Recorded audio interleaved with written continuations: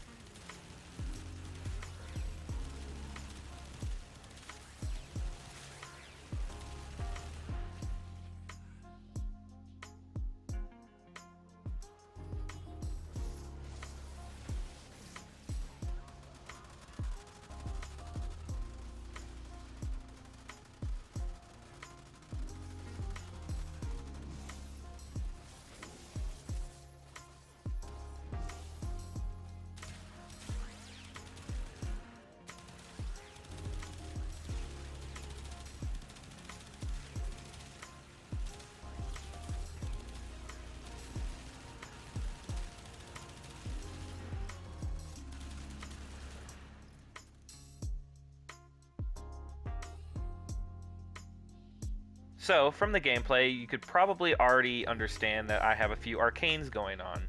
Number one, we're using Arcane Pistolier. I do want to shout out Professor Dysto here. He actually did help me out by getting me an R5 because I only had an R1, and I wanted to utilize this arcane for this video. He also kind of helped me get to a better Arcane Awakening as well, so shout out to him. If you don't know who he is, he recently made a Valbon video 2 weeks ago that completely shook YouTube and the Warframe community. He's got a lot of good videos coming out, so I'm gonna put a link to his channel in the description. Go check him out, subscribe, because he's got a lot of good videos coming out soon, and I won't spoil it beyond that. So let's talk about the Harrow build here. You'll notice that I am actually using Precision Intensify over regular Intensify. That is just because with Precision Intensify you get a better / greater critical damage percentile increase for Covenant when you use a mod like Precision Intensify, because his other abilities don't exactly need too much strength. Of course, we are using Transient Fortitude here, but we're not trying to turn him into, like a 300% wisp here. We only need a decent amount of strength. You'll notice too that I do have primed redirection as well. He doesn't technically need it because he can give himself overshields with Condemn. The reason we're doing that though is because we do want to maximize the potential for penance, because the way this ability works is when you slap yourself, you sacrifice all of your shields to increase all of the stats you see below: reload, fire rate, and some life steal. So it's very, very strong when you have a lot of overshields and shields in general. So we want to maximize the fire rate and reload speed for the Pyrana when we're getting set up and utilizing this build. You'll notice we have just a small amount of range. That is just so that Condemn can reach the maximum amount of targets that I'm comfortable with. We also have a solid amount of duration as well. We want these abilities to last a long time. You'll notice too that I'm not using any of these mods. I am personally not a fan of Covenant. I like to recast it on my own.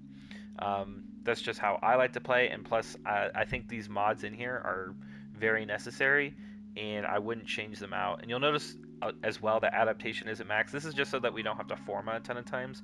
In case you want to try this build, you can get away with like a rank 9 adaptation because it stacks up to 90% regardless. The only thing between an R0 and an R10 is the damage type duration. So at rank 9, it's 17 seconds. At max rank, it's 20. We're sacrificing 3 seconds. Who cares?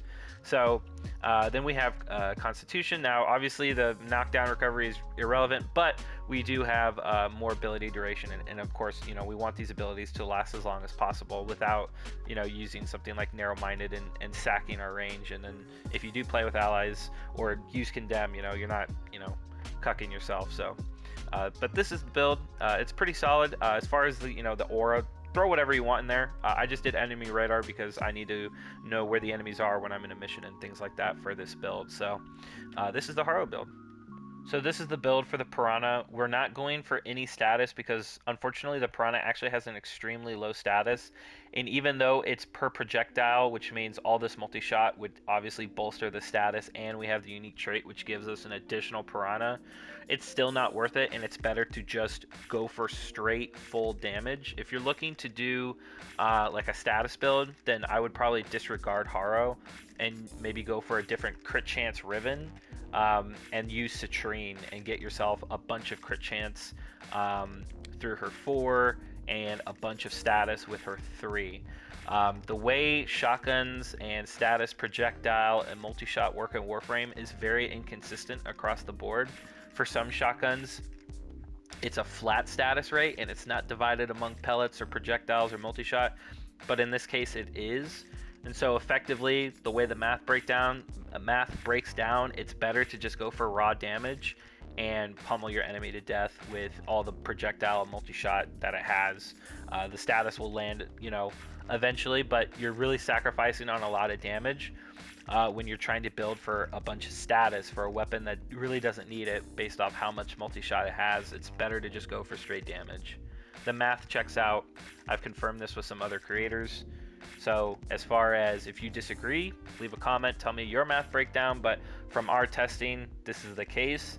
And as far as the Riven, we have multi-shot, damage, and fire rate. And obviously, because we're utilizing Harrow, we have secondary deadhead, increase that critical headshot multiplier, increase the damage per headshot, lower the weapon recoil. That's so important because we have so much fire rate from Penance, the unique trait, the Riven, lethal torrent. So we are spreading so much ammo all in their face, and we have Arcane Pistolier, which makes us not have to spend all that ammo. And for every kill we get, it's resetting the unique trait, which is also, again, giving us that extra fire rate. So we have a whole lot of status, a whole lot of crit chance, thanks to Covenant, a whole lot of multi-shot, a whole lot of everything. So like you saw in that gameplay, it's very, very strong. This is a pretty fun build. And of course, the Riven is not like meta, want to buy 10,000 plat G-roll. But for this case and for this build, for this setup, it's very, very strong. So we'll go ahead and do it again. And we will hit him up. Do Pennant here. Do it one more time. And we have a lot of reload speed, and there we go.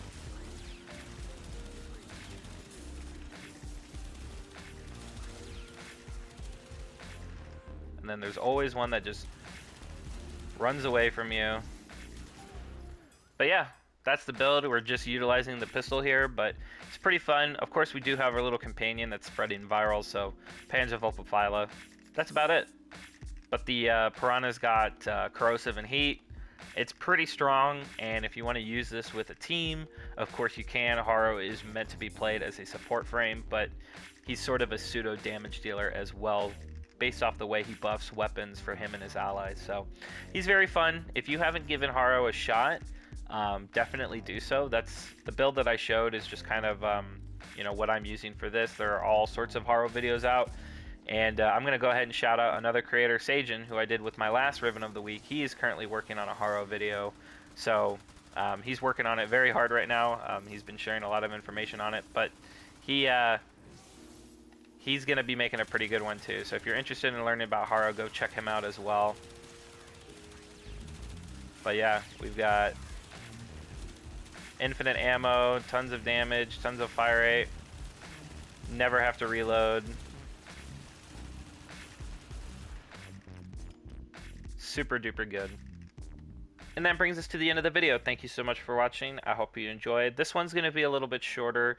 As far as, you know, this whole series, I really want to see how it's received by other people in the coming weeks, because the last one, while I'm happy with it, I don't know if people really care about Rivens. I know there's a big stigma around them, especially around the trade chat. So, you know, these videos are not meant to be, you know, oh, you have to have a Riven to do the setup. You really don't. If you don't have the Riven for the Pyrana, just shoot the galvanized shot mod in here, you know, as extra damage, or maybe Augur Pact, whatever.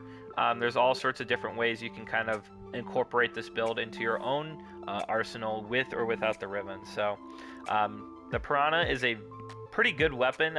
Nobody really uses it just because of its kind of you know, weirdness about it. You'll notice too that I do have the new skin that came out with the lunar event, so this is actually a perfect time to try this build if you've got that skin. So I want to thank you so much for watching. Be sure to also, like I said, check out those other creators. They're awesome. I play with them regularly. Very good people. But with that, you know, thank you so much for watching. I'll catch you in the next one. Peace out.